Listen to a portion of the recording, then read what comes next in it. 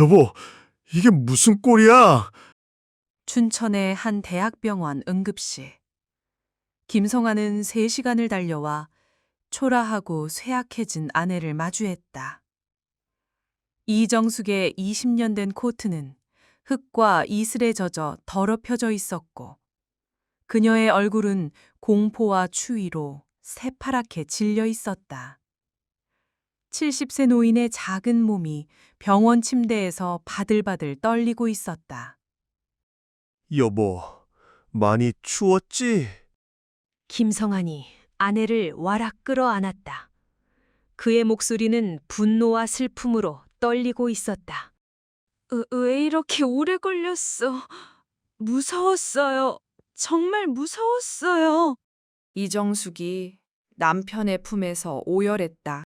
안녕하세요. 진짜 이야기 채널 감동 스토리입니다. 과연 이정숙 할머니는 왜 비를 흠뻑 맞고 응급실에 있었을까요? 그의 남편 김성한 할아버지는 어떻게 이 상황을 헤쳐나가게 될까요? 지금부터 여러분과 함께 이정숙 할머니의 억울하지만 동시에 가슴 뭉클한 대반전 이야기를 나누어 보려고 합니다. 때로는 인생의 가장 어두운 순간에서 가장 밝은 지혜가 나오기도 하거든요. 그리고 진정한 가족의 사랑이 무엇인지 깨닫게 되기도 하고요. 이 이야기는 실화를 바탕으로 하되 개인정보 보호를 위해 가명을 사용하고 일부 각색되었다는 점 양해 부탁드려요. 자, 그럼 이제 오늘 이야기가 시작되기 전에 구독과 좋아요 버튼으로 저희에게 힘을 보태주시고 어디서 무엇을 하며 듣고 계신지 또는 이야기를 다 들으신 후의 느낌을 댓글로 나눠주시면 우리 모두에게 더 큰 힘이 될 것 같아요. 우리 모두가 서로에게 작은 위로와 힘이 되어줄 수도 있을 테니까요. 그럼 지금부터 진심 어린 마음으로 다시 이야기 시작해 보겠습니다. 2024년 4월 4일 밤 11시. 경기도 한 저수지 주변에 검은 세단이 멈춰섰다. 운전석에 앉은 며느리 박수영의 얼굴은 차갑고 단호했다. 그녀의 눈에는 오래전부터 계획해온 일을 마침내 실행에 옮기는 사람의 결의가 어려 있었다. 어머님, 여기서 내리세요. 며느리 박소영의 목소리에는 평소와 전혀 다른 냉정함이 담겨 있었다. 가면을 벗어던진 그녀의 진짜 모습이었다. 조수석에 앉은 시어머니 이정숙은 어리둥절한 표정으로 주변을 둘러보았다. 칠흑 같은 어둠 속에서 저수지의 물소리만이 스산하게 들려왔다. 4월 말의 밤 공기는 여전히 차갑고 습했다. 여기가 어디니? 미연아, 집에 가자. 시어머니 이정숙의 떨리는 목소리가 이어졌다.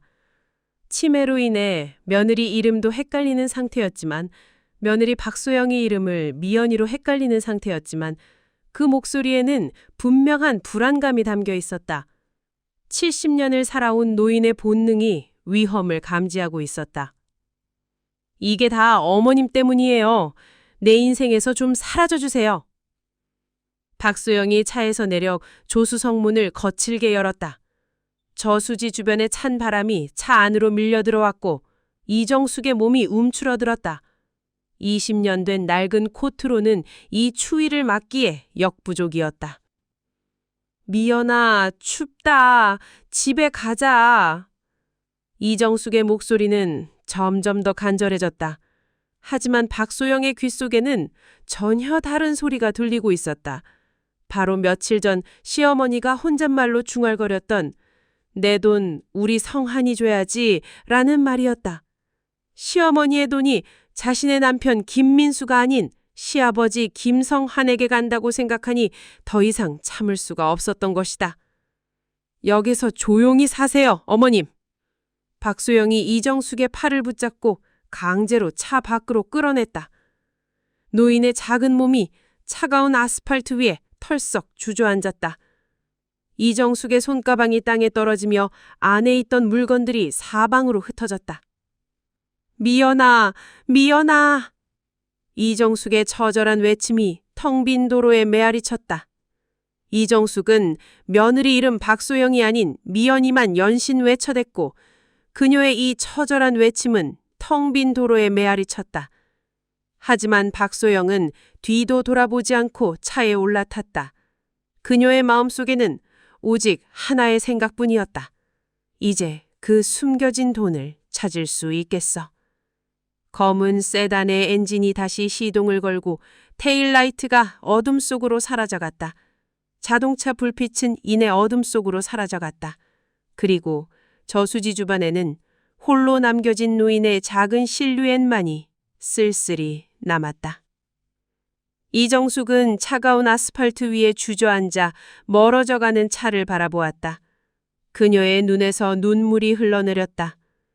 치매로 인해 많은 기억이 흐릿해졌지만 이 순간만큼은 모든 것이 선명했다. 자신이 며느리에게 버림받았다는 사실을. 저수지 주변에는 홀로 남겨진 노인의 작은 실루엣만이 쓸쓸히 남았다. 3개월 전 시아버지 김성한은 식탁에 앉아 아내 이정숙이 떨리는 손으로 밥상을 차리는 모습을 지켜보고 있었다. 치매 2기 진단을 받은 지 2년째. 그녀는 여전히 아침 식사만큼은 고집스럽게 준비했다. 간혹 소금을 설탕으로 착각하거나 라면을 끓이다가 잊어버리는 일이 있었지만 그녀의 손끝에서 만들어지는 음식에는 여전히 50년 세월의 정성이 배어 있었다. 김성환은 아내의 모습을 보며 복잡한 감정에 휩싸였다. 젊은 시절 건설업계에서 승부사라고 불렸던 그였지만 아내의 치매 앞에서는 한없이 무력했다. 의사는 말했다. 인지 능력이 점차 떨어질 것이고 결국 가족을 알아보지 못하게 될 수도 있습니다. 그 말을 들었을 때의 충격을 김성환은 지금도 잊을 수 없었다. 여보, 앉아서 드세요. 이정숙의 목소리는 어제보다 더 흐릿했다. 기억의 파편들이 하나둘씩 떨어져 나가는 것을 김성환은 매일 목격하고 있었다. 첫사랑의 이름을 잊고 신혼집 주소를 기억하지 못하고 때로는 아들의 얼굴조차 낯설어 하는 아내.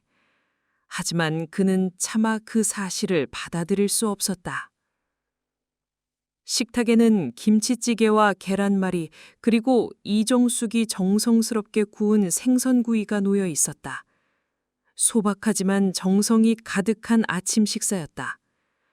김성환은 아내가 만든 음식을 먹으며 감사함을 느꼈다.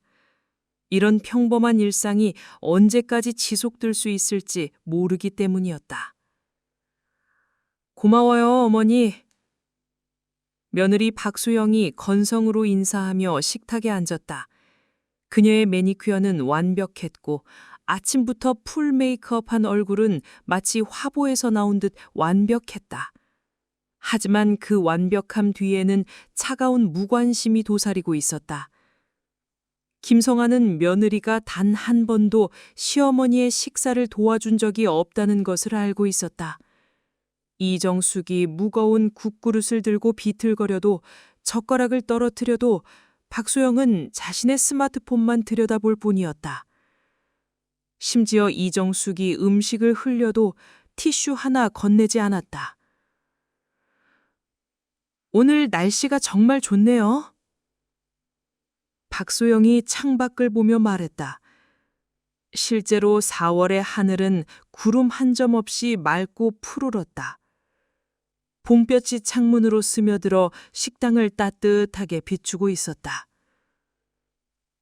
아빠, 엄마, 좋은 아침이에요. 아들 민수가 세수를 마치고 내려왔다. 40대 중반의 나이에도 여전히 애뜬 얼굴을 한 그는 김성한의 자랑이자 동시에 겁전거리였다.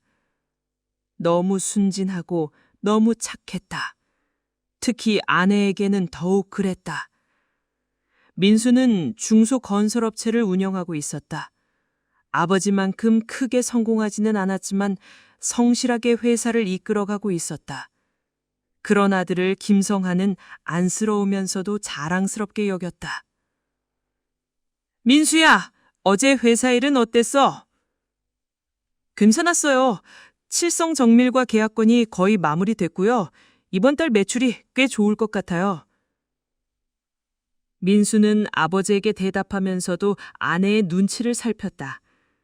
박소영은 여전히 휴대폰에만 집중하고 있었다. 인스타그램, 유튜브를 보며 다른 사람들의 일상을 구경하고 있는 것 같았다. 김성아는 며느리의 태도가 못마땅했지만 아들 앞에서 드러내지 않으려 노력했다. 가족의 화목이 무엇보다 중요하다고 생각했기 때문이다. 하지만 속으로는 며느리에 대한 불만이 쌓여가고 있었다. 그때였다. 어머님! 박소영이 갑자기 고개를 들며 이정숙을 불렀다. 김성아는 깜짝 놀랐다. 며느리가 먼저 시어머니에게 말을 거는 것은 결혼 5년 만에 처음이었다. 평소라면 어머니, 김치 좀 더 주세요 같은 부탁조차 남편을 통해 전달하던 박소영이었다. 오늘 날씨가 정말 좋잖아요. 어머님, 저랑 드라이브 나가실래요? 박소영의 목소리는 평소와 달리 상냥했다.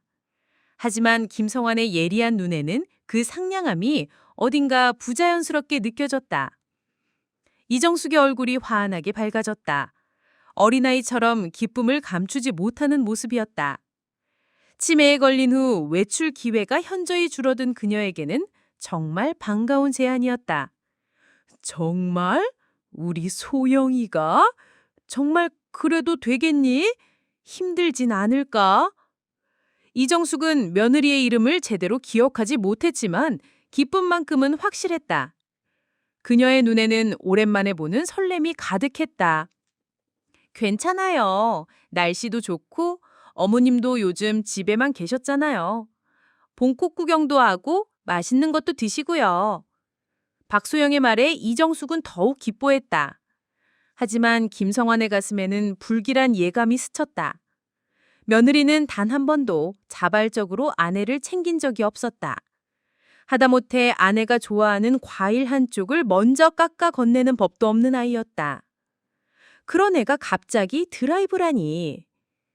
김성아는 며느리를 관찰했다. 박소영의 눈에는 뭔가 다른 감정이 어려 있었다.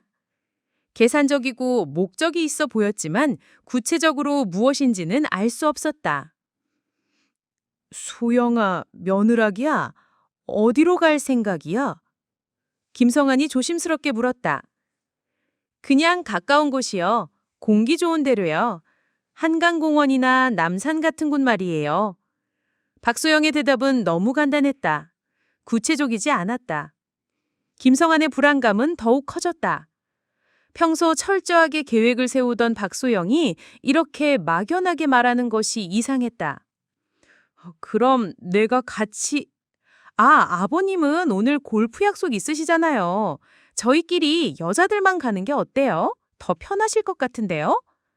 박소영이 재빨리 차단했다. 실제로 김성아는 오늘 20년 지기들과 골프 약속이 있었다. 원래 모임이라 빠질 수 없는 약속이었다. 김성아는 잠시 고민했다. 아내와 며느리를 혼자 보내는 것이 불안했지만 이정숙이 너무 기뻐하는 모습을 보니 차마 반대할 수 없었다. 여보, 정말 갈 거예요? 이정숙이 김성환의 팔을 붙잡고 물었다. 김성환이 이정숙의 얼굴을 보며 물었다. 그녀의 눈에는 오랜만에 보는 설렘이 가득했다. 마치 소풍을 앞둔 어린아이 같았다. 어머님, 예쁜 옷으로 갈아입으세요. 사진도 많이 찍어드릴게요. 박소영의 목소리는 달콤했다. 하지만 김성아는 그 달콤함 뒤에 숨어있는 차가운 무언가를 감지했다. 오랜 사업 경험으로 단련된 그의 직감이 경고하고 있었다. 이정숙은 어린아이처럼 기뻐하며 방으로 뛰어갔다. 옷장을 뒤지는 소리, 서랍을 여닫는 소리가 들려왔다. 오랜만에 외출을 한다는 기쁨에 들뜬 모습이 역력했다. 김성환이 모르는 것이 하나 있었다. 이정숙은 치매에 걸리기 전까지 50년간 알뜰하게 모아온 비밀 자금이 있었다는 것이다. 여보, 내가 죽으면 방 서랍 제일 아래에 있는 봉투 좀 찾아봐. 1년 전 이정숙이 했던 말이 문득 김성환의 뇌리를 스쳤다. 당시에는 치매 초기 증상으로 생각했지만 지금 생각해보니 뭔가 의미가 있는 말이었을지도 모른다. 한편 박소영은 드라이브 제안을 하면서 속으로 다른 계산을 하고 있었다. 며칠 전 시어머니가 혼잣말로 내 돈? 이라고 중얼거리며 어딘가 전화를 거는 모습을 목격했기 때문이다. 저 할머니한테 숨겨둔 돈이 있을 거야. 치매 걸리기 전에 분명 어딘가 숨겨뒀을 텐데. 박소영의 눈에는 탐욕스러운 빛이 어리고 있었다. 그녀가 이정숙에게 친절을 베푸는 것은 처음이 아니었다. 아니, 정확히는 처음이었다. 하지만 그 친절 뒤에는 분명한 목적이 있었다. 멀미약 챙겨줄까? 김성환이 제안했지만 박소영은 고개를 저었다. 괜찮아요. 멀리 가지 않을 거예요. 그리고 어머님이 멀미를 심하게 하시는 편도 아니잖아요. 박소영의 대답은 표면적으로는 합리적이었다. 하지만 대답이 맞는 말이지만 김성환은 여전히 불안했다. 30분 후 이정숙은 20년 된 코트를 입고 나왔다. 낡았지만 정성스럽게 다려진 코트였다. 그녀는 거울 앞에서 몇 번이고 머리를 만지작거렸다. 치매에 걸린 후에도 외모에 신경 쓰는 모습이 안쓰럽지만 대견했다. 여보, 이거 어때요? 너무 낡았나? 이정숙이 코트를 입고 김성환에게 물었다. 그녀의 모습은 수줍어하는 새댁 같았다. 아니에요, 어머님. 정말 예쁘세요. 오늘 날씨에도 딱 맞고요. 박소영의 대답은 기계적이었다. 그녀는 이미 차키를 손에 쥐고 있었다. 서둘러 외출하고 싶어하는 모습이었다. 김성환은 현관까지 따라 나갔다. 박소영의 검은 세단이 현관 앞에 서 있었다. 몇 년 된 차였지만 깔끔하게 관리되어 있었다. 그는 박소영이 이정숙을 도와주지 않고 먼저 운전석에 오르는 것을 보았다. 이정숙은 혼자서 조수석 문을 열고 힘겹게 올라탔다.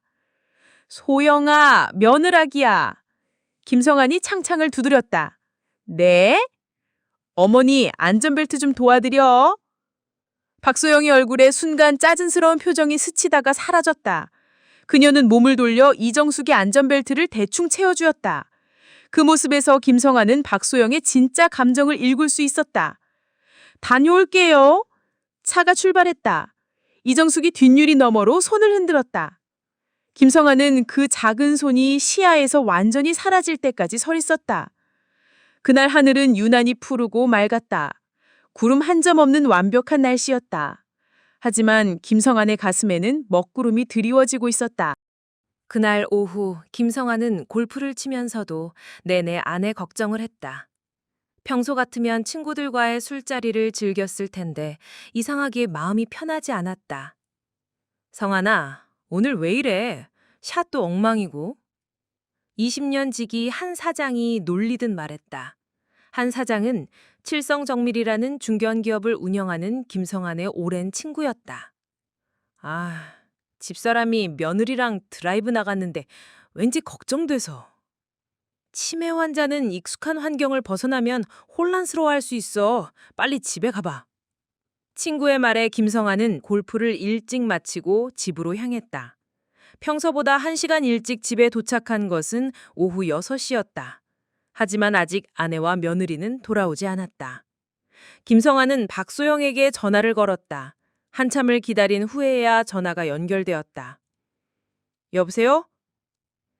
박소영의 목소리는 평소와 달랐다. 어딘가 긴장되어 있고 뭔가를 감추려는 듯한 기색이 있었다. 소영아, 나야. 어머니는 어디 계셔? 아버님, 어머님이 친구분 만나고 싶다고 하셔서 모셔다 드렸어요. 오늘 거기서 주무시고 내일 모시고 올게요. 김성환은 의아했다. 이정숙의 친구 관계를 그가 누구보다 잘 알고 있었다. 치매가 진행되면서 이정숙은 사람들과의 관계를 점점 끊어가고 있었다. 전화조차 받기 힘들어했는데 갑자기 친구를 만나고 싶다고 할 리가 없었다. 친구? 어떤 친구? 글쎄요, 정확한 이름은 못 들었는데 오래된 친분이라고 하시더라고요. 박소영의 대답은 모호했다. 구체적인 정보가 전혀 없었다. 소영아, 구체적으로 어디야? 내가 확인 좀 해봐야겠어. 아이고, 아버님, 어머님이 어린애도 아니시고 괜찮으실 거예요. 걱정 마세요. 전화가 일방적으로 끊어졌다. 김성환은 불안감이 더욱 커졌다. 그는 이정숙의 친구들에게 하나씩 전화를 걸기 시작했다. 모두 오래된 연락처였지만 혹시나 하는 마음에 확인해보고 싶었다. 영희 씨, 나 성환이야. 혹시 오늘 우리 집 사람 만났어? 아니요? 왜요? 무슨 일 있어요? 미숙 씨, 오늘 정숙이가 갔다고 하는데. 못 봤는데요? 요즘 정숙이 어떻게 지내요? 세 번째, 네 번째 전화. 모든 답은 같았다. 아무도 이정숙을 만나지 않았다. 오히려 친구들은 이정숙의 안부를 걱정하며 오랫동안 연락이 없다고 말했다. 김성환의 불안은 의심으로 변했다.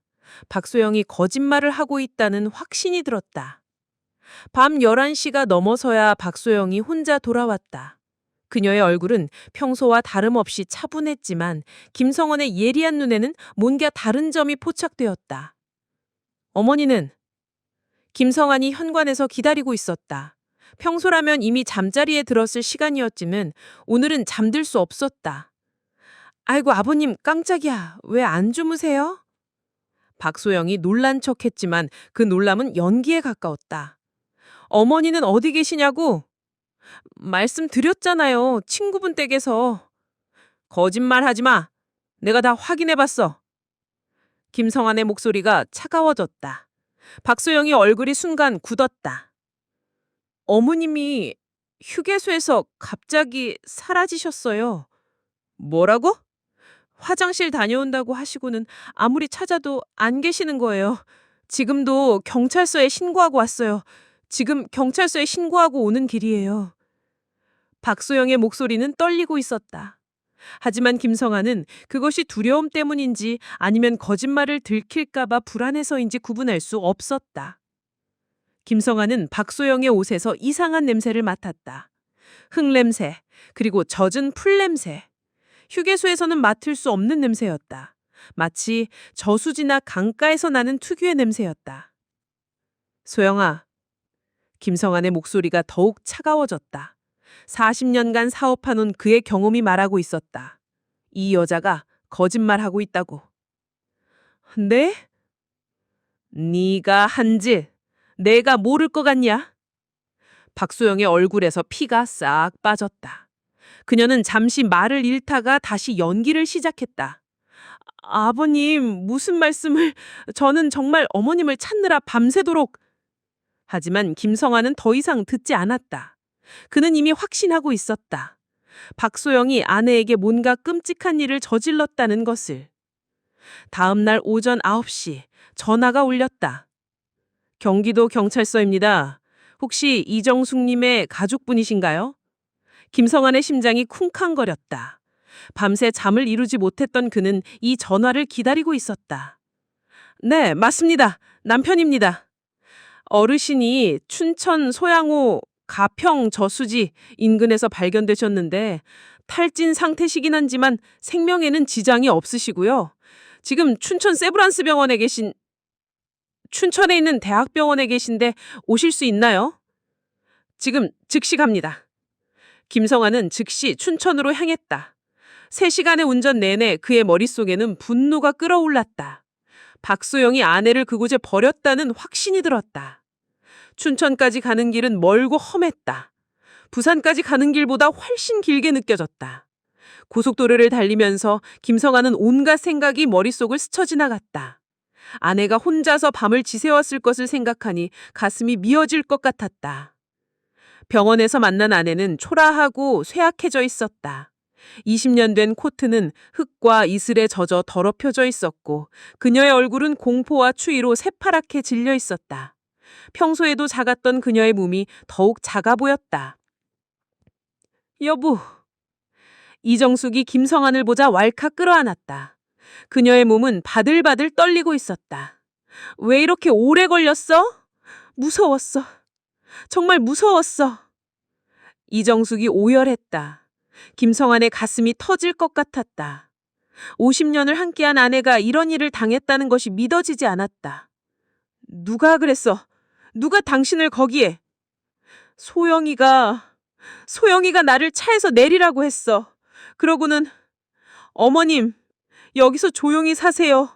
이게 다 어머니 때문이에요. 내 인생에서 좀 사라져 주세요. 이정숙의 증언은 또 나탔다. 치매가 있어도 그 순간의 충격은 선명하게 기억하고 있었다. 그리고 그냥 가버렸어. 내가 부르는데도 뒤도 안 돌아보고. 김성환의 주먹이 떨렸다. 그의 눈에는 차가운 복수심이 타오르고 있었다. 의사 선생님 말씀으로는 체온이 많이 떨어져 위험할 뻔했다고 하네요. 담당 간호사가 설명했다. 다행히 새벽에 조깅하던 분이 발견해서 119에 신고해 주셨습니다. 조금만 늦었으면 큰일 날 뻔했습니다. 김성환은 아내를 꼭 안고 있었다. 그의 마음속에는 박소영에 대한 분노와 함께 아내를 지키지 못한 자신에 대한 자책감도 커져가고 있었다. 집으로 돌아왔을 때 김민수와 박소영이 거실에서 기다리고 있었다. 민수는 어머니의 모습을 보고 깜짝 놀랐다. 엄마, 어떻게 된 거예요? 다친 곳은 없으세요? 민수가 어머니에게 달려와 안부를 물었다. 그의 얼굴에는 진짜 걱정이 어려 있었다. 박소영은 즉시 연기를 시작했다. 어머님, 정말 걱정했어요. 어디 계셨어요? 경찰서에서 연락이 와서 얼마나 놀랬는지 몰라요. 그녀의 연기는 완벽했다. 억울함에 몸부림치는 며느리의 모습이었다. 하지만 아들 민수는 소영의 말을 믿었다. 아버지, 그만하세요. 엄마 말만 어떻게 다 믿어요.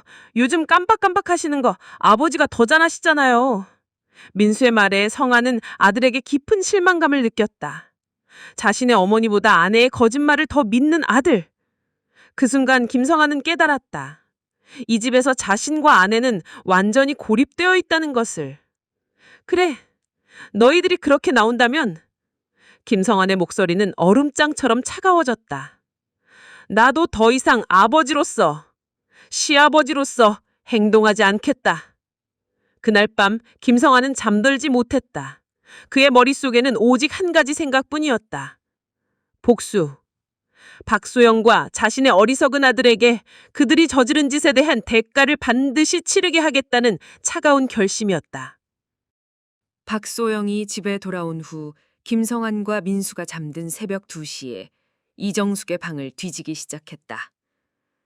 핸드폰 플래시를 켜고 조심스럽게 방문을 열었다. 이정숙은 병원에서 받은 안정제 때문에 깊이 잠들어 있었다. 박소영은 숨소리를 죽이며 방 안으로 들어갔다. 분명히 어딘가 숨겨뒀을 거야. 그녀는 서랍이라는 서랍, 옷장이라는 옷장을 모두 뒤졌다. 오래된 사진첩들, 낡은 옷가지들, 추억이 담긴 물건들이 나왔지만 그녀가 찾는 것은 없었다.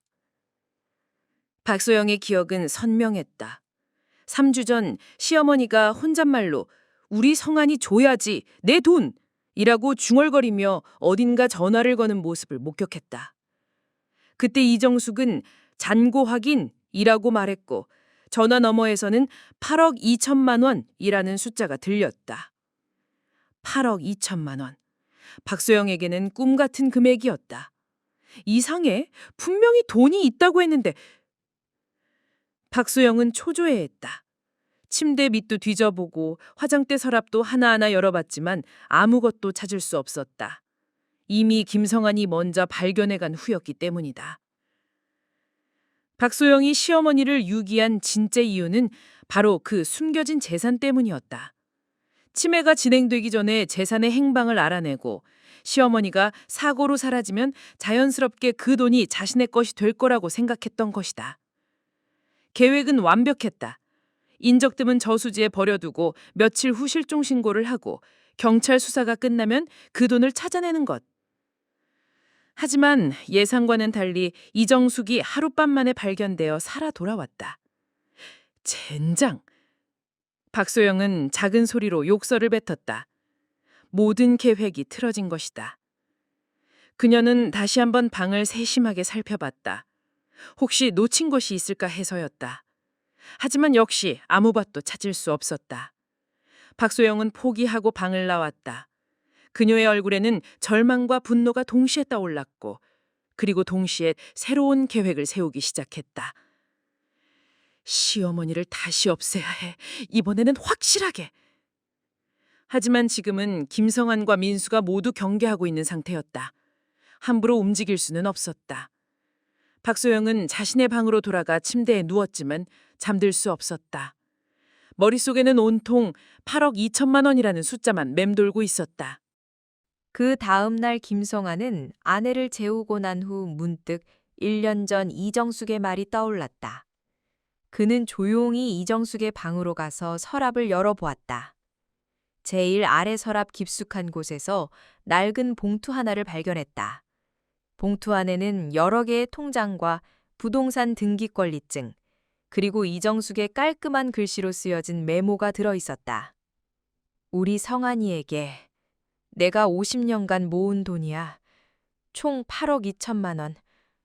혹시라도 내가 정신을 잃게 되면 이 돈으로 가족을 지켜줘. 그리고 소영이를 조심해. 그 아이 눈빛이 이상해. 김성환의 손이 떨렸다. 아내는 이미 모든 것을 알고 있었고 준비까지 해두었던 것이다. 메모를 더 읽어보니 놀라운 내용들이 적혀 있었다. 소영이가 결혼 전부터 우리 집 재산을 조사했다는 걸 알고 있어. 그 아이 친구가 부동산 중개업소에서 일하는데 우리 집 등기부를 떼어갔다고 하더라고.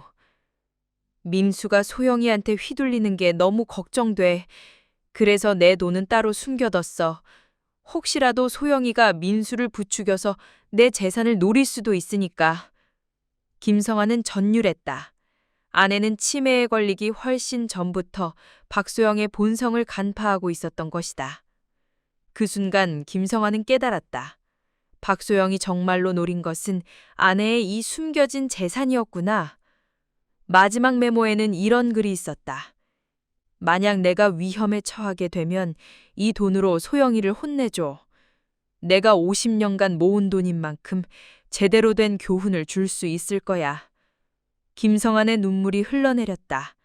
아내는 마지막까지 가족을 지키려 했던 것이다. 김성환은 은행 VIP 센터를 찾았다. 성할 씨, 안녕하세요. 오랜만이시네요. 정 부장이 최 지점장을 반갑게 맞이해 주었다. 20년 넘게 김성환의 자산을 관리해온 그는 김성환이 어떤 사람인지 잘 알고 있었다.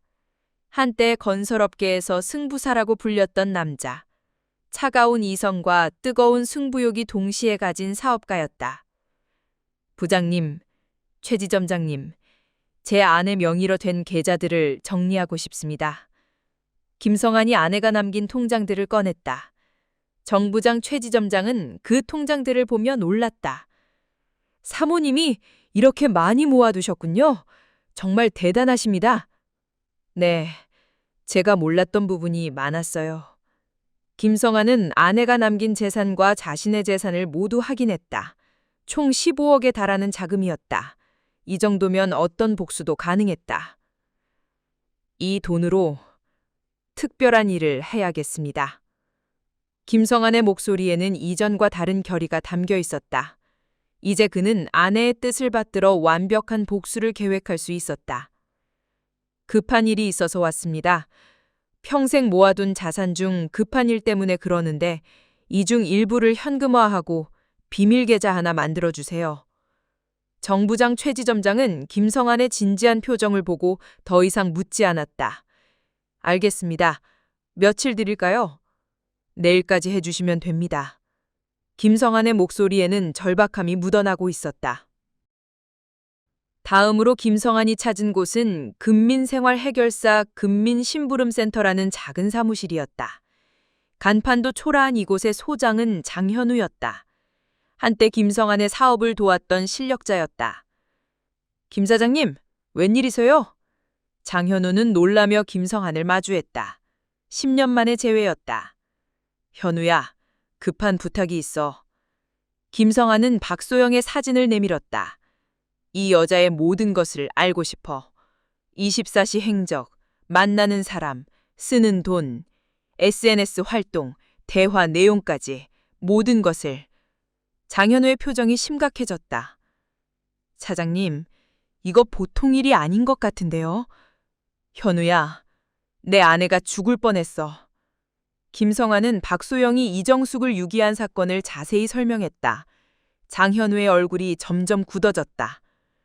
그런 악질이 있나요? 치매 걸린 시어머니를. 매일 보고서 올려줘. 돈은 얼마든지 쓸 테니까. 알겠습니다. 3일 내로 첫 보고서 올리겠습니다. 장현우는 더 이상 묻지 않았다. 김성환의 눈에서 차가운 결의를 읽었기 때문이다. 첫 번째 보고서가 올라온 것은 3일 후였다. 장현우가 김성환에게 전화를 걸었다. 사장님, 정말 충격적인 내용들이 나왔습니다. 어떤 내용이야? 박소영 씨의 하루 일과를 추적해봤는데요. 아침 9시에 일어나서 인스타그램부터 확인합니다. 파머가 1200여 명 정도 되더군요. 김성환은 전화기를 귀에 바짝 댔다.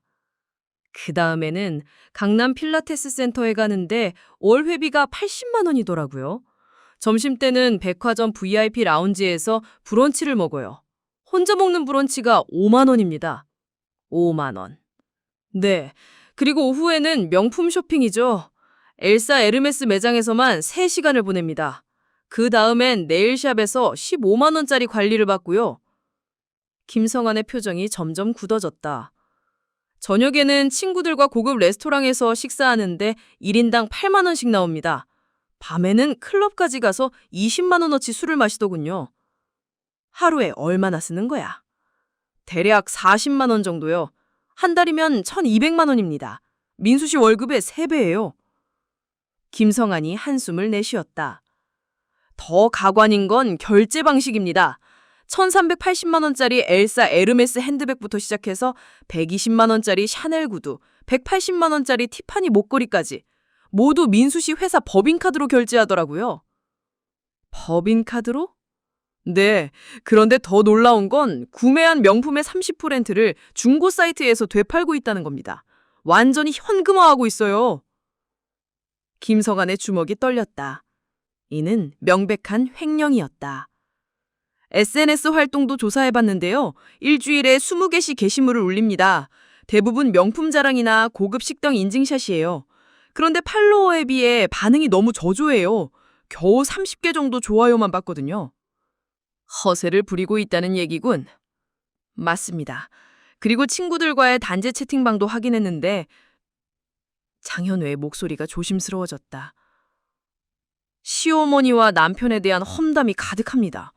치매 걸린 할머니 때문에 스트레스 받아 죽겠다. 남편은 돈도 못 벌면서 잔소리만 한다. 이런 식으로요. 김성환은 더 이상 들을 수 없었다. 그리고 개인 계좌만 3개를 운영하고 있습니다. 법인카드 남용으로 회사에서 1000만 원 이상 빼돌렸고 중고거래로 월 500만 원씩 수입을 올리고 있어요. 이거면 충분해. 김성환의 입가에 차가운 미소가 떠올랐다. 현우야, 엘사 에르메스 프랑스 본사 홍보 담당자 연락처 구할 수 있어? 어렵지 않습니다. 어떻게 하실 건가요? 소영이의 불법 자금 요용 내역을 익명으로 제보할 거야. 브랜드 이미지를 중시하는 엘사 에르메스로서는 절대 참을 수 없을 거거든.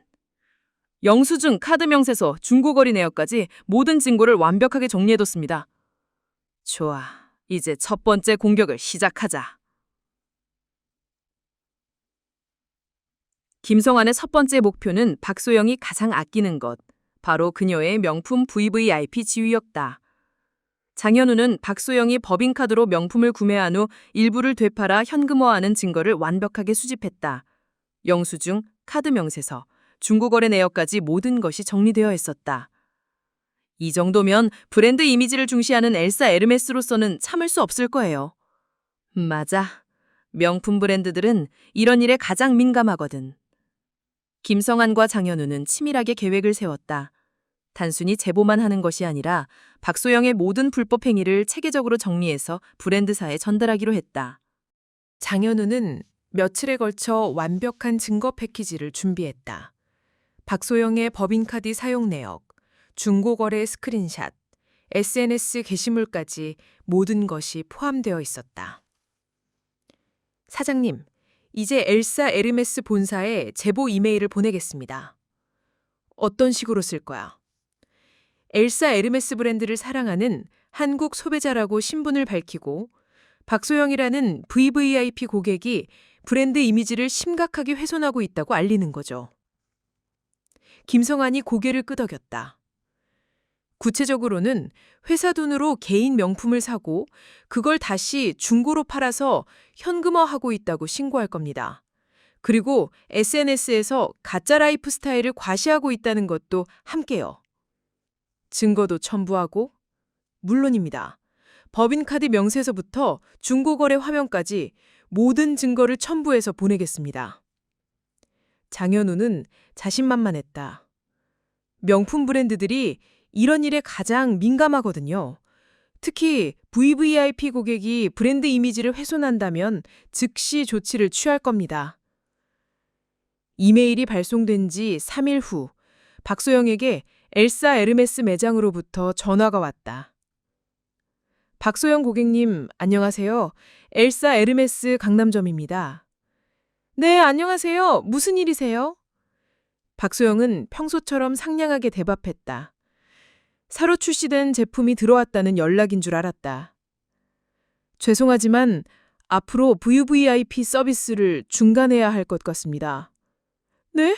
무슨 말씀이세요? 박소영의 목소리가 떨리기 시작했다. 본사 방침에 따라 일부 고객들의 서비스가 조정되었습니다. 자세한 사항은 매장에서 설명드리겠습니다. 박소영은 즉시 매장으로 달려갔다. 그동안 그녀를 공주처럼 대해주던 직원들의 태도가 완전히 달라져 있었다. 고객님, 죄송하지만 VVIP 라운지 출입이 제한됩니다. 미쳤어요? 제가 지금까지 여기에 쏟아부은 돈이 얼만데요? 박소영이 소리 지르기 시작했다. 고객님, 조용히 해주세요. 다른 고객들이 불편해하고 계십니다. 앞으로는 일반 고객으로 모시겠습니다. 매장 매니저의 차가운 말에 박소영은 충격을 받았다. 이유를 말해주세요. 제가 뭘 잘못했다는 거예요? 본사에서 결정된 사항이라 더 이상 말씀드릴 수 없습니다. 박소영이 명품 매장에서 소리 지르며 떼를 쓰는 모습을 장현우의 부하라 몰래 촬영했다. 그 굴욕적인 장면이 모두 담겼다. 미쳤어. 정말 미쳤어. 걔들이 어떻게 나한테 이럴 수가 있어. 박소영은 집에 돌아와서도 계속 분노했다. 그녀에게 엘사 에르메스 VVIP 자격은 단순한 쇼핑 혜택이 아니었다. 자신의 지위와 자존심을 상징하는 것이었다. 그 영상은 그날 밤 김성환의 핸드폰으로 전송되었다. 김성환은 그 영상을 보며 차가운 만족감을 느꼈다. 이제 시작이었다. 첫 번째 성공입니다, 사장님. 장현우가 보고했다. 고작 이 정도로 끝날 박소영이 아니야. 이제부터가 진짜 시작이다. 김성환의 눈에는 더 큰 복수에 대한 의지가 불타고 있었다. 김성환의 두 번째 목표는 박소영과 민수의 부부관계를 파괴하는 것이었다. 현재까지 민수는 박소영의 편에 서서 어머니의 증언을 믿지 않고 있었다. 이 구조를 깨트려야 했다. 현우야, 민수 회사 재정 상태는 어때? 조사해봤는데요. 겉으로는 멀쩡해 보이지만 실제로는 상당히 위험한 수준입니다. 장현우가 심각한 표정으로 말했다. 자본금이 5억 원, 연 매출이 15억 원 정도 되는 중소건설업체인데요. 문제는 주요 거래처가 칠성정밀 하나뿐이라는 겁니다. 칠성정밀? 네, 전체 매출의 70%를 칠성정밀에서 나오거든요. 직원도 12명밖에 안 되는 작은 회사인데 법인카드 사용액이 월 800만 원이나 됩니다. 김성환이 놀랐다. 800만 원? 그런데 그중에 500만 원이 박소영 씨 개인 사용이에요. 회사 운영비보다 박소영 씨 개인 지출이 더 많은 상황입니다. 그럼 실제 운영 자금은 부족하다는 얘기네. 맞습니다. 겉으로는 매출이 괜찮아 보이지만 박소영 씨의 법인카드 남용 때문에 현금 흐름에 심각한 문제가 있어요. 김성환은 잠시 생각했다. 그럼 회계 컨설팅을 붙여보자. 어떤 의도이신가요? 겉으로는 아들을 돕는 것처럼 보이지만 실제로는 박수영의 비리를 정확하게 드러내는 거야. 김성환은 이미 계획을 세우고 있었다. 다음 날 김성환이 민수를 따로 불러 제안했다. 민수야, 회사 경영이 어려워 보이는데 전문가의 도움을 받아보는 게 어떨까? 아버지가 도와주시겠다고요? 요즘 중소기업 지원 정책도 많고 회계 컨설팅을 받으면 세무 혜택도 받을 수 있다더라. 비용은 내가 댈게. 민수는 아버지의 제안에 감격했다. 요즘 회사 운영이 빠듯했는데 이런 도움은 정말 필요했다. 정말 감사합니다, 아버지. 요즘 운영이 좀 빠듯했는데 이런 도움 주시면 정말 큰 힘이 될 것 같아요. 그래, 전문가가 와서 정확하게 진단해보면 회사 발전에도 도움이 될 거야. 민수는 아버지가 단순히 회사를 도우려는 것이라고 생각했다. 하지만 김성환은 이미 장현우를 통해 특별한 회계법인을 섭외해 두었다. 박소영의 비리를 정확하게 짚어낼 수 있는 전문가들이었다. 아버지 정말 고맙습니다. 이번 기회에 회사를 더 체계적으로 운영할 수 있을 것 같아요. 김성환은 아들의 순진한 모습을 보며 복잡한 감정을 느꼈다. 하지만 이것이 필요한 과정이라고 자신을 다독였다. 일주일 후 회계 컨설팅 결과가 나왔다. 회계사가 민수를 사무실로 불러 심각한 표정으로 말했다. 민수 씨, 회사 재정에 심각한 문제가 있습니다. 어떤 문제인가요? 복리후생비와 접대비가 비정상적으로 높습니다. 특히 법인카드 사용 내역을 보면 개인적인 지출이 너무 많아요. 민수의 얼굴이 점점 굳어졌다. 개인적인 지출이요? 네, 예를 들어 엘사 에르메스 명품 매장에서만 월 평균 200만 원이 나가고 있어요.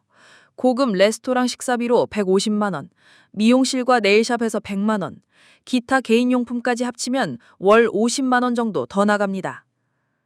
회계사가 하나하나 설명할 때마다 민수의 얼굴은 더욱 창백해졌다. 이런 지출이 회사 전체 운영비의 40%를 차지하고 있어요.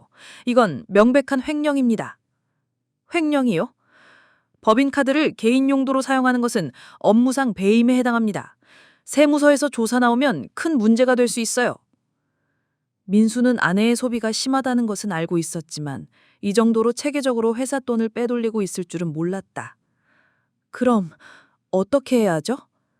즉시 개인 사용을 중단하고 이미 사용한 금액을 회사에 변상해야 합니다. 그렇지 않으면 세무조사 시 회사가 망할 수도 있어요. 민수는 충격을 받고 즉시 집으로 달려갔다. 그리고 박소영과 대면했다. 소영아, 이게 뭐야? 민수가 떨리는 손으로 법인카드 명세서를 박소영 앞에 내려놓았다. 뭐가? 박소영은 타연하게 물었다. 하지만 내심 불안했다. 이번 달에만 당신이 쓴 돈이 500만 원이야. 회계사가 회사 돈에 구멍이 났다고 하잖아. 그래서? 그럼 돈을 더 많이 벌어오면 될 거 아냐? 박소영의 뻔뻔한 대답에 민수는 할 말을 잃었다.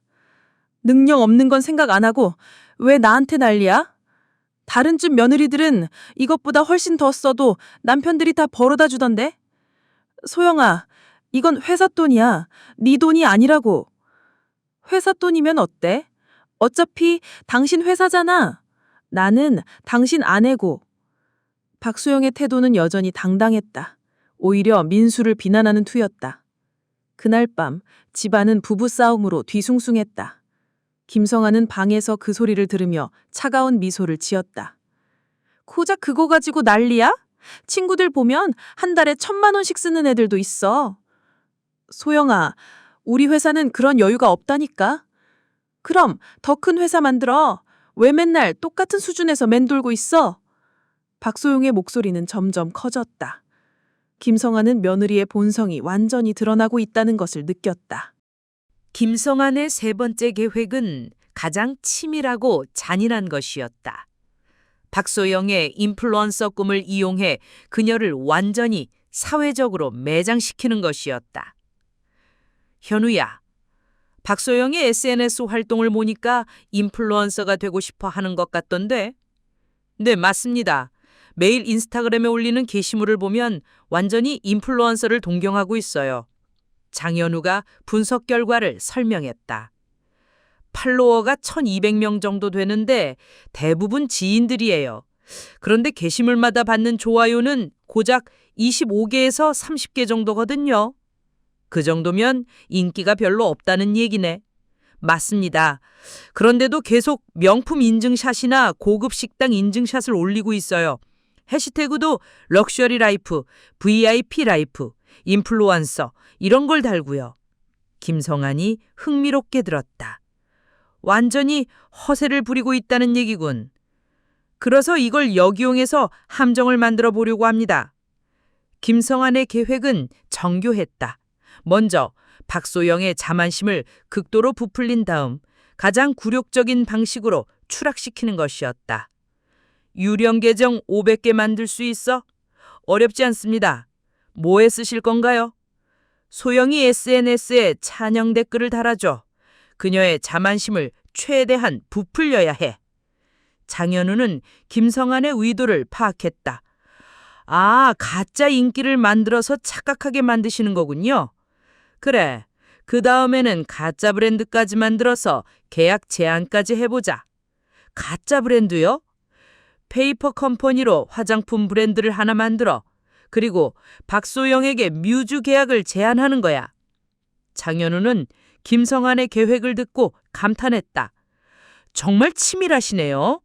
론칭 파티까지 열어서 완전히 착각하게 만든 다음에 그 자리에서 모든 게 가짜였다고 폭로하는 거지. 가장 많은 사람들 앞에서 가장 굴욕적인 방식으로. 김성환의 입가에 차가운 미소가 떠올랐다. 그녀가 꿈에 그리던 인플루언서가 된 기분을 충분히 만끽하게 해준 다음에 한순간에 모든 걸 빼앗는 거야. 그러면 박소영 씨의 자존심이 완전히 무너질 것 같은데요. 처음에는 유령 계정들로 좋아요와 댓글을 폭탄처럼 달아줄 거야. 박소영의 자존감을 급도로 부풀리는 거지. 그 다음에는 가짜 화장품 브랜드에서 뮤즈 계약을 제안하고 마지막에는 론칭 파티 현장에서 모든 것이 가짜였다고 폭로하면서 그 굴욕적인 모습을 영상으로 찍는 거야. 장현우가 완전히 이해했다는 표정을 지었다. 사장님, 이 정도면 박소영 씨가 완전히 무너질 것 같은데요? 아직 끝이 아니야. 이건 시작에 불과해. 김성환의 복수심은 생각보다 깊고 어두웠다. 하지만 그의 마음속에는 아내가 당했던 그 추위와 공포가 여전히 생생했다. 계획이 실행되기 시작했다. 먼저 500개의 가짜 계정이 박소영의 SNS를 공격했다. 아니, 정확히는 찬양했다. 박소영이 올리는 모든 게시물에 댓글이 쏟아지기 시작했다. 소영님 정말 예뻐요. 인플루언서 하세요. 화보 모델 같아요. 어떻게 이렇게 세련될 수 있어요? 팔로우 할게요. 박소영은 하룻밤 사이에 팔로워가 1247명에서 3847명으로 늘어난 것을 보고 깜짝 놀랐다. 어머, 이게 뭐지? 그녀의 최근 게시물에는 좋아요가 500개, 댓글이 50개나 달려 있었다. 평소의 10배가 넘는 반응이었다. 박소영은 하루아침에 SNS 스타가 된 기분이었다. 그녀의 자만심은 하늘을 찔렀다. 역시 내가 인플루언서 할 제목이었어. 박소영은 더욱 열심히 게시물을 올리기 시작했다. 명품 인증샷, 고급 레스토랑 인증샷까지 모든 게시물에 폭발적인 반응이 이어졌다. 2주 후 박소영에게 한 통의 전화가 걸려왔다. 안녕하세요. 저는 프랑스 유기농 화장품 브랜드 셀레스틴 드파리의 한국 론칭 담당자 김철수입니다. 물론 김철수는 장현우의 가명이었다. 네? 브랜드요? 저희가 박소영님의 SNS를 보고 한국 뮤즈로 모시고 싶어서 연락드렸어요. 박소영의 눈이 반짝했다. 꿈에 그리던 순간이었다. 뮤즈요? 네, 저희 브랜드의 한국 얼굴이 되어주셨으면 합니다. 계약금만 1억 원이고요. 1억 원이요? 박소영은 꿈을 꾸는 것 같았다. 론칭 파티도 강남 호텔에서 성대하게 열 예정입니다. 연예인들도 많이 올 거고요. 박소영은 즉시 만나자고 했다. 다음 날 강남의 고급 카페에서 김찰수를 만났다. 장현우는 완벽하게 브랜드 담당자로 분장하고 나타났다. 정장을 차려입고 가짜 명함과 브로슈어까지 준비했다. 저희 셀레스틴 드파리는 프랑스에서 30년 전통의 유기농 화장품 브랜드입니다. 물론 모든 것이 거짓이었다. 하지만 박소영은 전혀 의심하지 않았다. 계약서에 사인만 해주시면 바로 계약금을 지급해드리겠습니다. 박소영은 계약서를 제대로 읽어보지도 않고 사인했다. 가짜 브랜드, 가짜 제품, 가짜 계약서라는 것도 모르고. 론칭 파티는 다음 주 토요일입니다. 많은 분들이 오실 거예요. 박소영은 집에 돌아와서 민수에게 자랑했다. 여보, 나 인플루언서 됐어. 계약금만 1억 원이야. 민수는 반신반의했지만 박소영이 너무 기뻐하는 모습에 축하해 주었다. 론칭 파티 당일 강남의 고급 호텔에 50명의 하객들이 모였다. 물론 모두 장현우가 고용한 엑스트라들이었다. 박소영은 화려한 드레스를 입고 무대에 올랐다. 그녀의 얼굴에는 환상적인 기쁨이 떠올라 있었다. 안녕하세요. 셀레스틴 드파리의 한국 뮤즈 박소영입니다. 박수가 터져나왔다. 박소영은 마치 연예인이 된 것 같은 기분이었다. 앞으로 많은 사랑 부탁드리고요. 그때 장현우가 무대로 올라왔다. 잠깐만요. 음악이 멈췄다. 장내가 조용해졌다. 여러분, 저는 죄송하지만 진실을 말씀드려야겠습니다.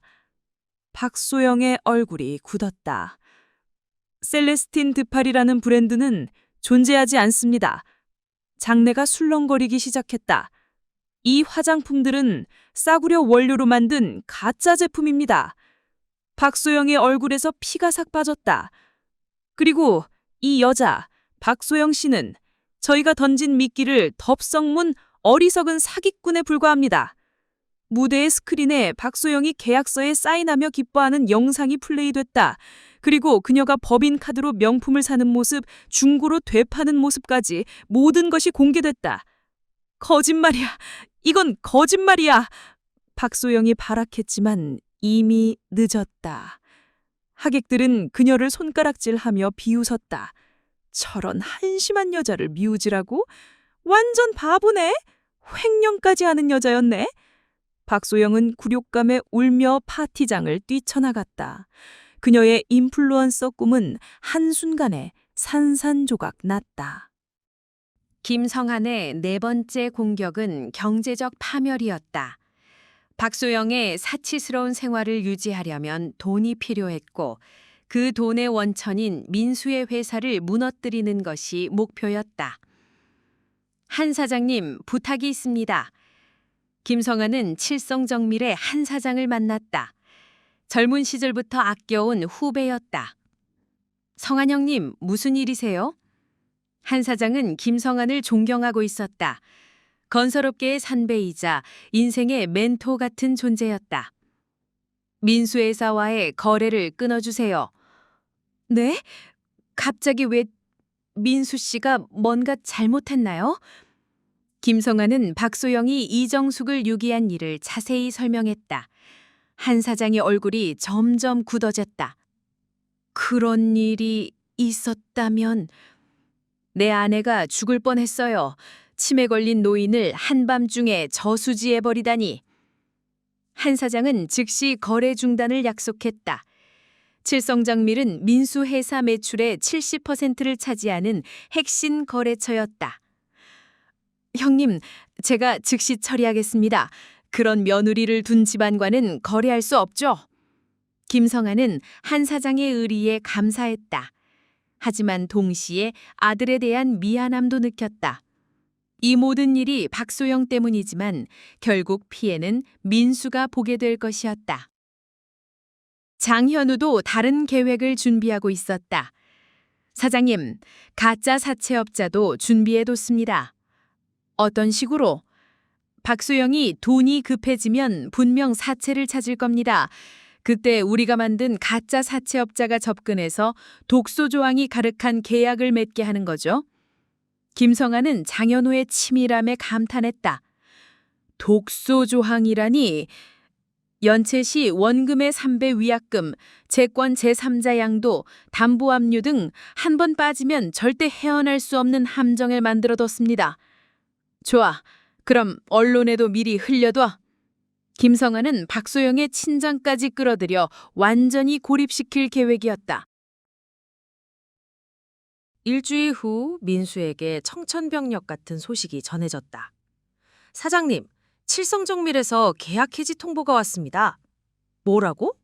갑자기 왜? 민수는 당황했다. 칠성정밀은 회사의 주요 수입원이었다. 이유를 물어봐야겠어. 민수가 한 사장에게 전화를 걸었지만 한 사장은 회사 사정상 어쩔 수 없다는 말만 반복했다. 아버지, 도와주세요. 회사가 망할 것 같아요. 민수가 울먹이며 김성환에게 매달렸다. 갑자기 칠성정밀에서 계약을 해지한다고 하는데 그럼 우리 회사 매출의 70%가 날아가요. 김성환은 아들의 절망적인 모습을 보며 마음이 아팠다. 하지만 이것이 필요한 과정이라고 스스로를 다독였다. 미안하다, 민수야. 아버지도 요즘 여건이 어려워서. 김성환은 냉정하게 거절했다. 그럼 장인 장모님께 부탁해봐. 그것은 김성환의 계획이었다. 박소영의 친정을 끌어들여 가족관계까지 파괴시키는 것. 박소영은 절망적인 상황에서 인터넷으로 사채업자를 찾기 시작했다. 물론 그 사채업자도 장현우가 만든 가짜였다. 김 실장입니다. 급하시다고 들었는데요. 네, 3억 정도 필요해요. 최대한 빨리요. 박소영의 목소리는 절박했다. 남편 회사가 무너져가고 자신의 사치스러운 생활을 유지하려면 큰 돈이 필요했다.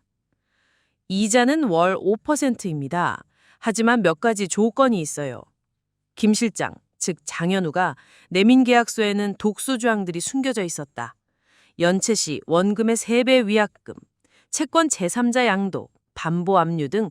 하지만 박수영은 급한 마음에 제대로 확인하지 않고 서명했다. 감사합니다. 언제 돈을 받을 수 있어요? 내일 바로 송금해드리겠습니다. 박소영은 3억 원이라는 큰 돈을 손에 쥔 채 다시 사치스러운 생활을 시작했다. 하지만 그녀는 자신이 치명적인 함정에 빠져들고 있다는 것을 알지 못했다. 김성환은 언론사에 민수 회사의 부도 위기 기사를 흘렸다. 그의 오랜 인맥을 통해 경제신문 기자와 접촉했다. 이런 기사 하나 작게 실어주실 수 있나요? 다음 날 아침 경제신문 사회면에 작은 기사가 실렸다. 중소건설업체 대한건설, 주요 거래처 이탈로 자금난 심화. 기사 내용은 간단했지만 박소영의 친정 부모에게는 충격이었다. 박소영의 아버지 박종수는 기사를 보자마자 부인 김미숙과 함께 민수네 집으로 달려왔다. 이게 무슨 일이야? 박종수가 문을 열고 들어서자마자 소리쳤다. 사위 노릇도 제대로 못하는 놈이 우리 딸을 어떻게 책임질 거야? 장인어른, 죄송합니다. 민수가 고개를 숙였다.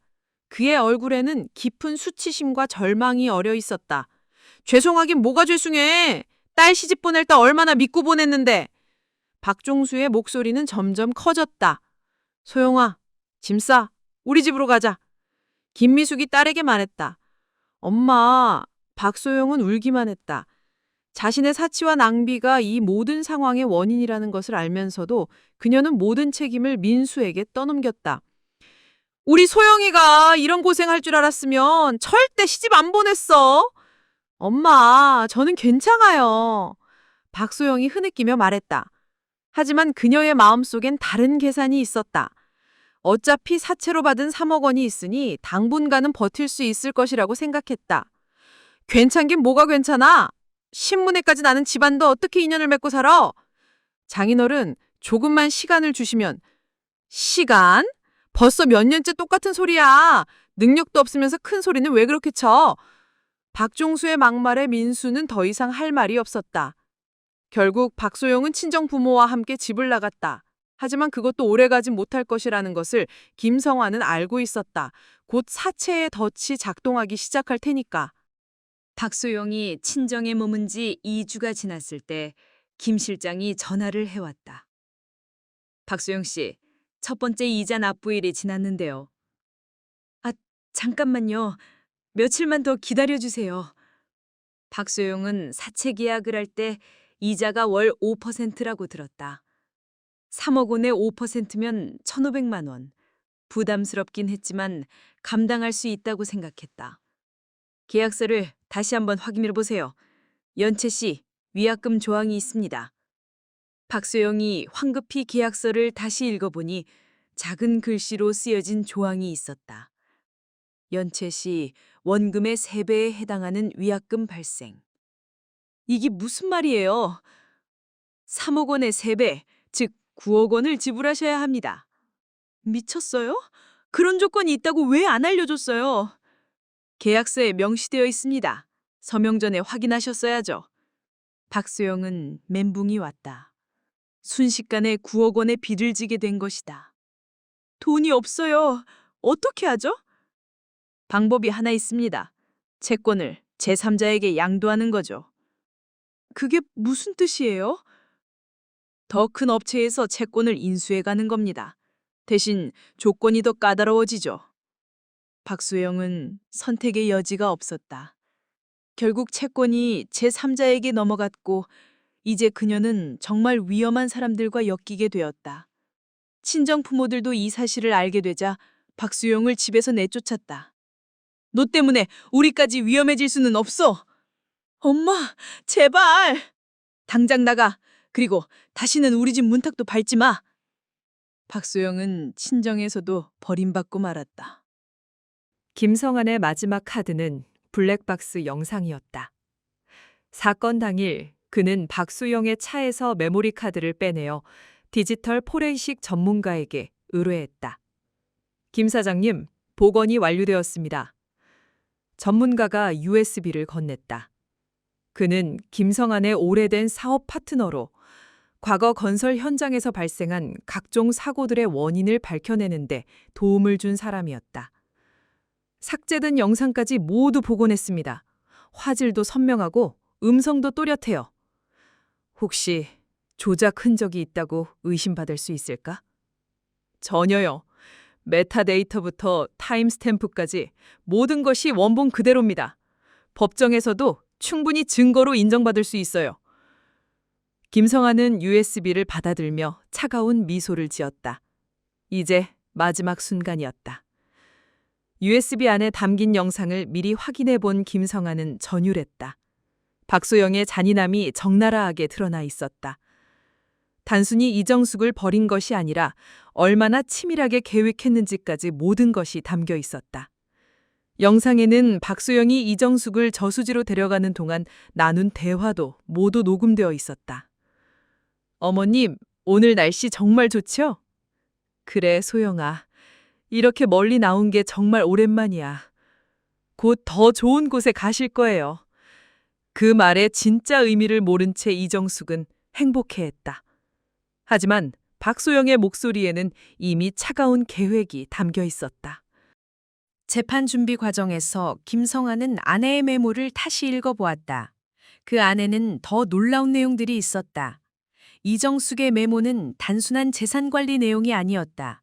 그것은 박소영의 본성을 꿰뚫어 본 한 현명한 여성의 통찰이었다. 가장 오래된 메모는 2년 전에 쓰여진 것이었다. 김성환은 아내의 깔끔한 글씨를 보며 놀랐다. 소영이가 결혼 전부터 우리 집 재산을 조사했다는 걸 알고 있어. 김성환이 중얼거리며 읽었다. 그 아이 친구가 부동산 중개업소에서 일하는데 우리 집 등기부를 떼어갔다고 하더라고.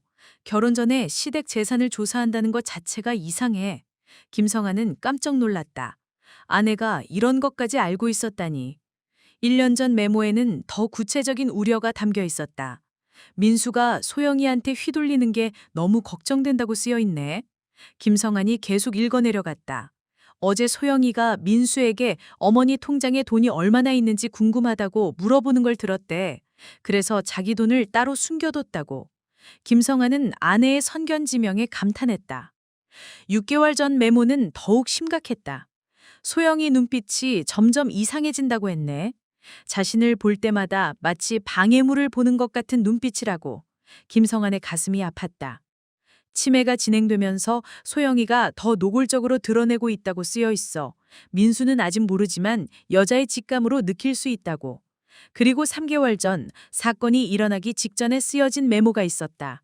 만약 내가 위험에 처하게 되면 미 돈으로 소영이를 혼내달라고 했네. 50년간 모은 돈인 만큼 제대로 된 교훈을 줄 수 있을 거라고. 김성한의 목소리가 떨렸다. 그리고 민수가 진정한 가장으로 깨어날 수 있도록 도와달라고. 마지막 메모가 가장 감동적이었다. 성한아, 나는 비록 치매에 걸렸지만 아직 소영이의 본성만큼은 정확히 알고 있어. 김성한이 아내의 마지막 메시지를 읽었다. 그 아이는 돈을 위해서라면 무엇이든 할 수 있는 사람이야. 언젠가 나에게 해를 끼칠 거라는 확신이 있어. 그때를 대비해서 이 모든 걸 준비해 둔 거야. 김성한의 눈물이 흘러내렸다. 아내는 치매라는 질병과 싸우면서도 마지막까지 가족을 지키려 했던 것이다. 그런데 메모의 마지막 부분에는 더욱 놀라운 글이 있었다. 복수는 상대를 파괴하는 것이 목적이 아니야. 김성한이 천천히 읽었다. 잘못된 것을 바로잡고 진실을 드러내며 우리 가족을 지키는 것이 목적이야. 그리고 민수가 진정한 남자로 성장할 수 있도록 도와주는 것이야. 김성한은 아내의 지혜에 감탄했다. 이정숙은 단순히 박소영에 대한 분노만을 담은 것이 아니라 가족 전체의 미래를 생각하고 있었던 것이다.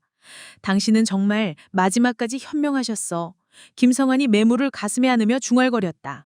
그날 저녁, 김성한은 민수를 따로 불렀다. 민수야, 너에게 보여줄 것이 있다. 김성한은 박소영의 모든 비리 자료를 민수 앞에 펼쳤다. 횡령 증거, 사기 행각, 험담 채팅 기록, 사채 계약서, 그리고 마지막으로 블랙박스 영상까지. 이게 다 뭐예요? 민수의 얼굴이 점점 창백해졌다. 네 아내가 한 짓들이야. 김성한이 하나씩 설명해 주었다. 법인카드 횡령부터 시작해서 가짜 인플루언서 사기, 사채 계약까지, 그리고 마지막에 블랙박스 영상을 재생했다. 화면에 나타난 것은 박소영의 차 내부였다. 운전석의 박소영과 조수석의 이정숙이 선명하게 보였다. 어머님, 여기서 내리세요.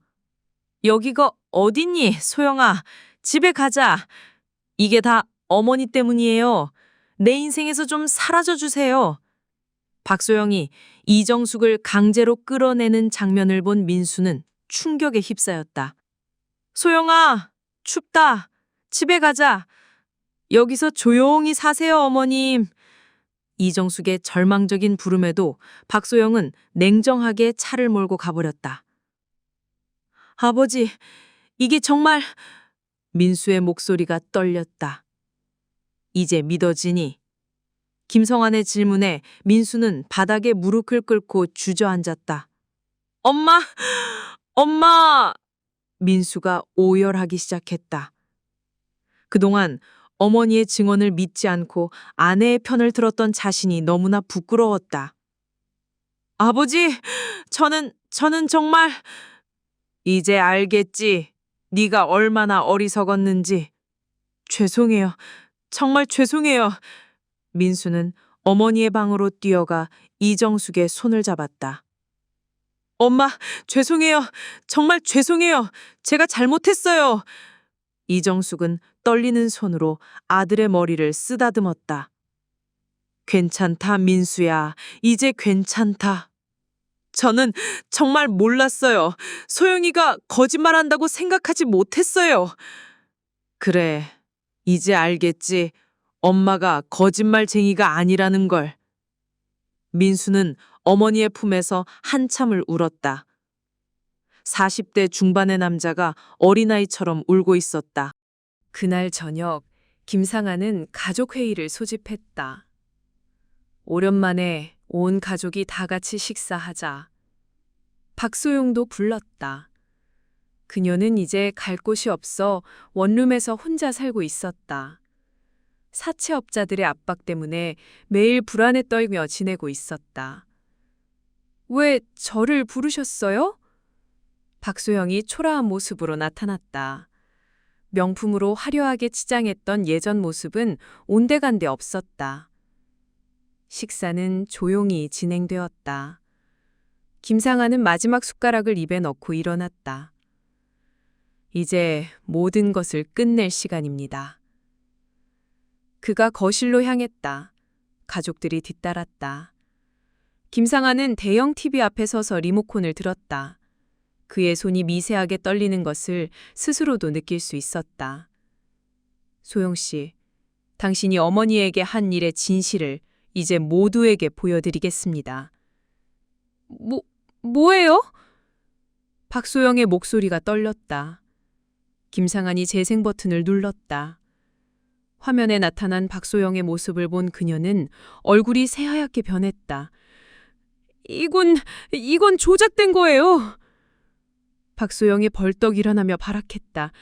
이런 걸 어떻게 믿으세요? 조작된 거라고요. 하지만 민수는 더 이상 그녀의 편을 들지 않았다. 그는 이미 모든 진실을 알고 있었다. 박소영이 이정숙에게 매달렸다. 어머님, 제발 거짓말이라고 해주세요. 제발요. 하지만 이정숙은 침묵을 깨고 또렷하게 말했다. 네가 그랬잖니. 이정숙의 목소리는 의외로 단단했다. 그 한마디, 그 짧은 한마디가 모든 것을 끝냈습니다. 차가운 길바닥에 내 손을 놓고 돌아서던 네 얼굴, 내가 죽어서도 잊지 못한다. 김상아는 휴대폰을 꺼내 112에 전화를 걸었다. 신고합니다. 치매 노인 유기 사건입니다. 3개월 후 재판이 시작되었다. 박소영 측 변호사는 우발적인 사고였다고 주장했다. 피고인은 단지 시어머니와 드라이브를 나갔을 뿐입니다. 치매 환자의 갑작스러운 행동으로 인해 발생한 우발적 사고입니다. 하지만 검사는 블랙박스 영상을 결정적 증거로 제시했다.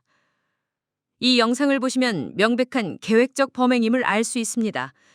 피고인은 치매를 앓는 시어머니를 의도적으로 인적 드문 곳에 유기했습니다.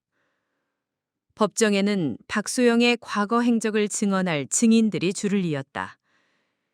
피고인이 결혼 전부터 시댁의 재산을 조사했다는 것을 알고 있습니다. 부동산 중개업소 직원의 증언이었다. 피고인은 수차례 시어머니를 모욕하고 학대했습니다. 이웃 주민의 증언도 이어졌다. 법인카드를 개인 용도로 사용해 회사에 큰 손실을 입혔습니다. 회계사의 증언까지 더해지자 박소영의 변호사는 더 이상 반박하기 어려웠다. 이정숙도 법정에 서서 증언했다. 치매가 있음에도 불구하고 그녀의 증언은 또렷하고 일관되었다.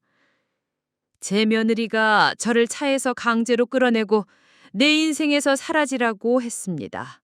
그리고 뒤도 돌아보지 않고 떠났습니다. 추우셨죠? 검사가 물었다. 네, 정말 추웠어요. 무서웠고요.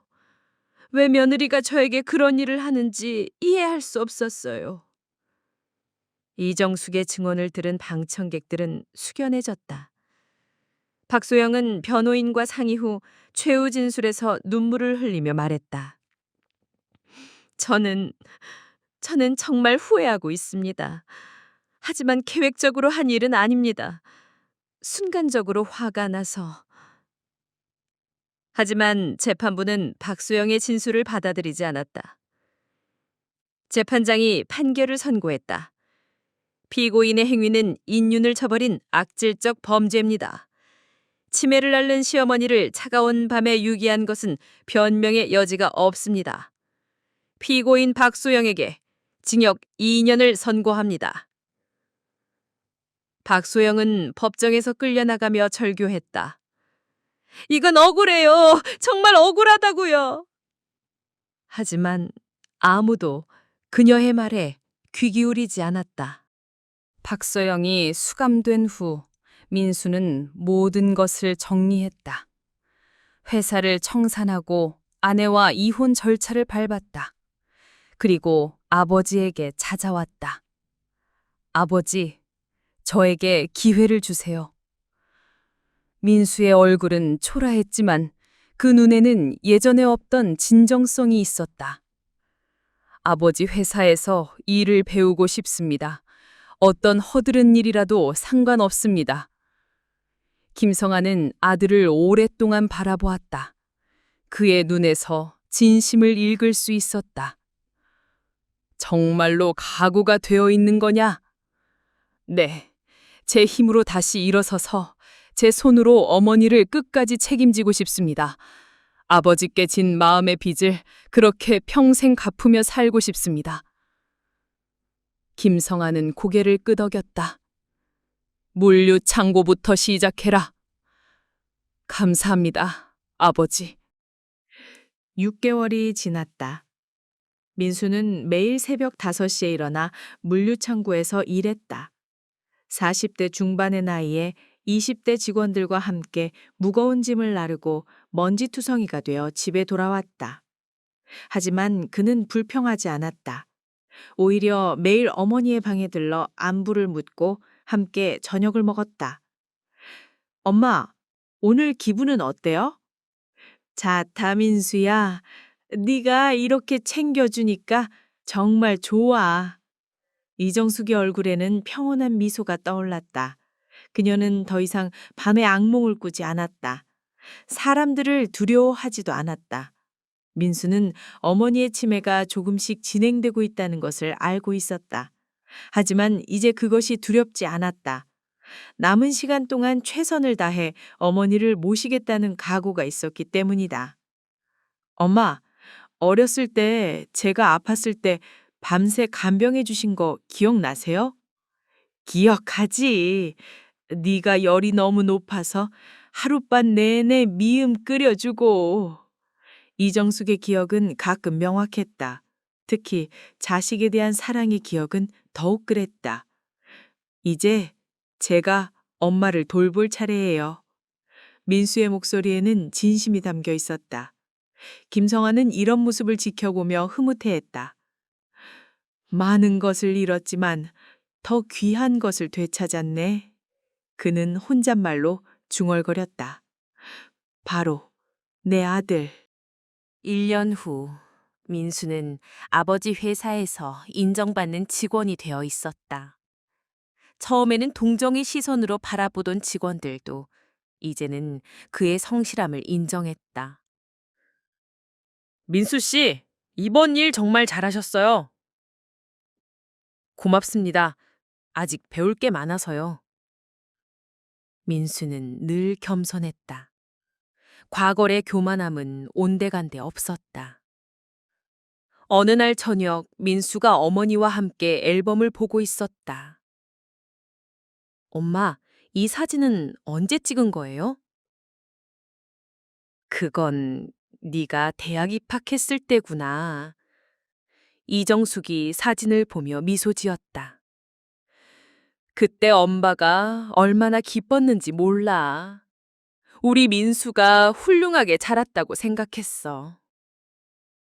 엄마, 하지만 내가 실망했던 것도 있어. 네가 소영이 때문에 많이 변했거든. 이정숙의 말에 민수는 고개를 숙였다. 죄송해요, 엄마. 이제 괜찮아. 우리 민수가 다시 돌아왔으니까. 이정숙이 아들의 손을 잡았다. 엄마는 늘 믿고 있었어. 언젠가 우리 민수가 진짜 모습을 되찾을 거라고. 그날 밤 민수는 오랜만에 평온한 잠에 들 수 있었다. 2년 후.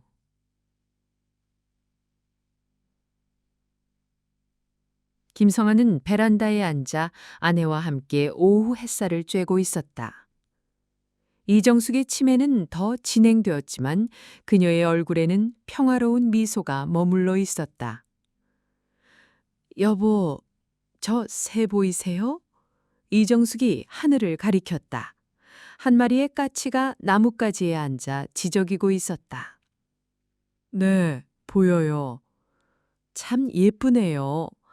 이정숙은 어린아이처럼 순수한 감탄을 내뱉었다. 그 순간 김성아는 깨달았다. 아내는 과거의 상처를 잊었을지도 모르지만 동시에 세상에 대한 순수한 경이로움도 되찾았다는 것을. 민수가 퇴근해서 집에 들어왔다. 그의 얼굴은 피곤했지만 밝았다. 아버지, 어머니, 저 왔어요. 고생했다, 아들아. 김성환이 민수의 어깨를 토닥였다. 그의 아들은 이제 진정한 가장이 되어 있었다. 엄마, 오늘 회사에서 좋은 일이 있었어요. 민수가 어머니에게 다가가 말했다. 아버지가 저를 팀장으로 승진시켜 주셨어요.